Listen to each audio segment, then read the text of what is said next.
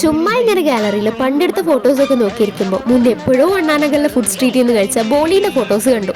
അവിടുത്തെ പരിപ്പ് ബോളി ഒരു രക്ഷയില്ലാത്തതാണ്. ക്രേവിങ്സ് വന്നാൽ പിന്നെ അതുണ്ടാക്കി കഴിക്കണം. അപ്പൊ കമോൺ ഗൈസ്, നമുക്കൊരു പരിപ്പ് ബോളി ഉണ്ടാക്കാം. ഇതിനായിട്ട് 1.5 കപ്പ് മൈദ, 1 ടീസ്പൂൺ മഞ്ഞൾപ്പൊടി, പാകത്തിന് ഉപ്പും ചേർത്തൊന്ന് മിക്സ് ചെയ്ത് കുറച്ചേശ്ശെ വെള്ളം ഒഴിച്ച് കുഴച്ചെടുക്കാം. കയ്യിൽ ഒട്ടുന്ന രീതിക്ക് വേണം മാവ് കുഴയ്ക്കാൻ. ഇനി ഈ മാവ് 1/4 കപ്പ് സൺഫ്ലവർ ഓയിൽ ഒഴിച്ച് മിനിമം ഒരു 2 hours എങ്കിലും സോക്ക് ചെയ്യണം. ഒരു 1 hour വെള്ളത്തിൽ സോക്ക് ചെയ്ത 1/2 കപ്പ് കടലപ്പരിപ്പ് ഒന്ന് കുക്കറിലിട്ട് വേവിക്കാം. ഇതൊന്ന് മിക്സിയിലിട്ട് ബ്ലെൻഡ് ചെയ്ത് പാനിലോട്ട് മാറ്റാം. ഇനി ലോ ഫ്ലെയിമിൽ ഈ പരിപ്പും 1/2 കപ്പ് ശർക്കര പൊടിയും കൂടെ ചേർത്തൊന്ന് വരട്ടിയെടുക്കണം.